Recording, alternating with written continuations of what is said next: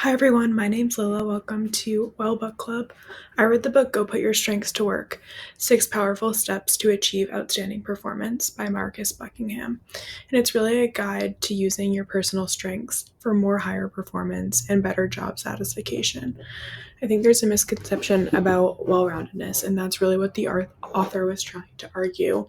Societies really encourage people to be well rounded, but Buckingham argues that the success comes from excelling in specific areas rather than trying to be broadly good at many general topics.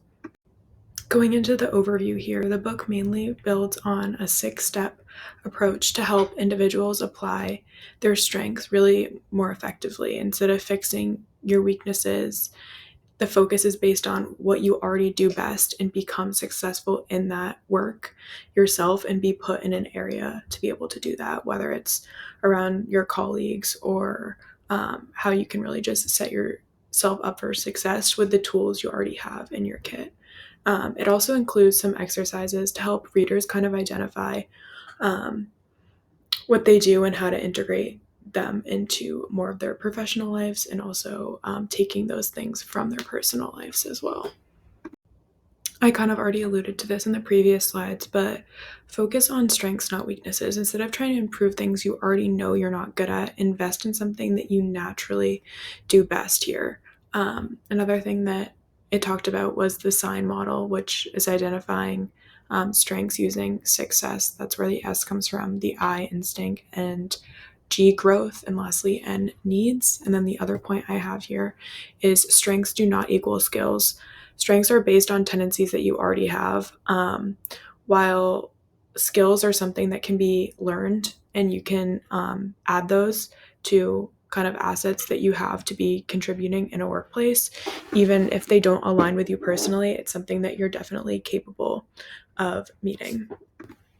Going off on skills and strengths and all of that, rather than spending time on all aspects of the job, even if you are strong or weak in that area, the book really suggests to restructure your tasks so that 80% of the time is spent on strengths and only 20% is on weaknesses. And it's not necessarily doing stuff that you know you're weak at, but it's more of managing them and then delegating tasks to those who could potentially do a better job to make your team more successful. I'll talk about a few things here on the slide of ways this connects to the class. First is leveraging strengths for leadership and how female entrepreneurs can kind of use their strengths that make them unique to lead in an opportunity where men wouldn't have those experiences, and act as a leader very differently. And to go on with that is like also authentic leadership and how their strengths can connect their personal values and experiences that they've had to overcome certain challenges. This is a big thing I feel like we've worked on too with the MBC teams, is team building. And we've also talked about this in the past couple of classes, but not being scared to ask for help and how far that help can actually get you, to maximize the potential of your team, whether you're hiring people who have skills that complement your own. In addition to some of these points, I also kind of wanted to address overcoming systemic barriers through these strengths and how we face a lot of societal and structural obstacles, especially as females, access to funding or credibility, or just challenges that we're underdeserved just because we are women. And the book's framework really helped focus on navigating these challenges more strategically, which is why I would also recommend to anyone who wants to read. And we talk about this in our factoids, but also many leadership studies show that women are more likely to exhibit a lot of transformation in leadership, which is focused on collaboration and mentorship. So it kind of also aligns with class through advocacy and the approach, and natural strengths on where people can really help each other beyond the actual frameworks. And then I also feel like with women, it's important to think about avoiding the perfectionist trap. Women in leadership roles often feel a lot of pressure to be competent in all areas of business, and Buckingham's book reinforces that trying to be good at everything is counterproductive, and leaders should really just instead try to use what's very unique to them, and probably see better outcomes that way, and have no shame in that. This last slide here, life application and career, but I think it's probably one of my favorites to talk about just because I did notice how this book could contribute to many aspects of my life. But a lot of it is comes around energy and the idea of that and really like what makes you excited.